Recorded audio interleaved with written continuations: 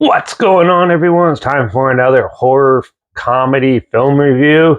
Today we're going to talk about Horror High. It was released sometime in March 1974. And it was directed by Larry Enstofer, who's only done three other films like Within to Live, Big Yellow, Sooner to Byzantine, and Sands of Ecstasy.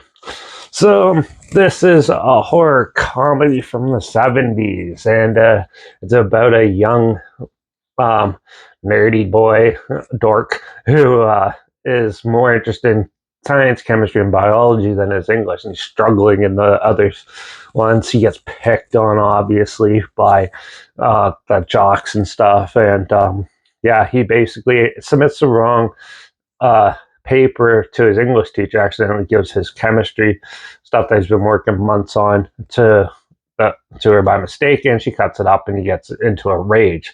He gets so annoyed that he goes and he basically takes this formula that he's been experimenting on and drinks it himself.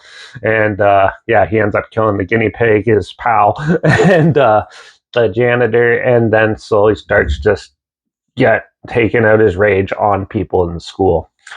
Overall, this was actually a very dark film. 1970s horror films are hit and miss. They're either very dark or very polarizing, but cliche and cheesy. So this is definitely one of the more darker films out there. The cinematography is not the best. The music was actually pretty hokey and cheesy, but it made it a little more fun.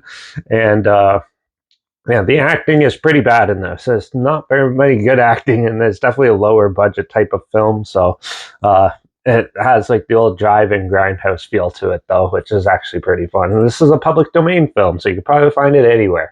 But yeah, the story itself was actually pretty interesting and amusing. There is a lot of good cheesy, fun comedic stuff in it, but it also has some very serious dark tones to it, which is very graphic too, with like the gore effects and stuff, with the kills and things like that. There's some pretty good blood effects in this, and it definitely has a very interesting narrative.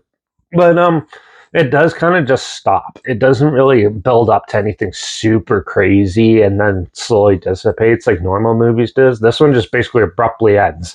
So the ending could have been used a little bit better, and but for the most part, it's still fun and enjoyable. It does have a lot of entertainment and value in it, as long as you can get over some of the cheaper cheesiness to it. So I'm going to give Horror High a 2.5 out of 5. It was amusing as hell, but it's definitely nothing too spectacular or anything like that. I thought it just had enough to get by as it saying it's good. So if you want to check it out, it is here on YouTube.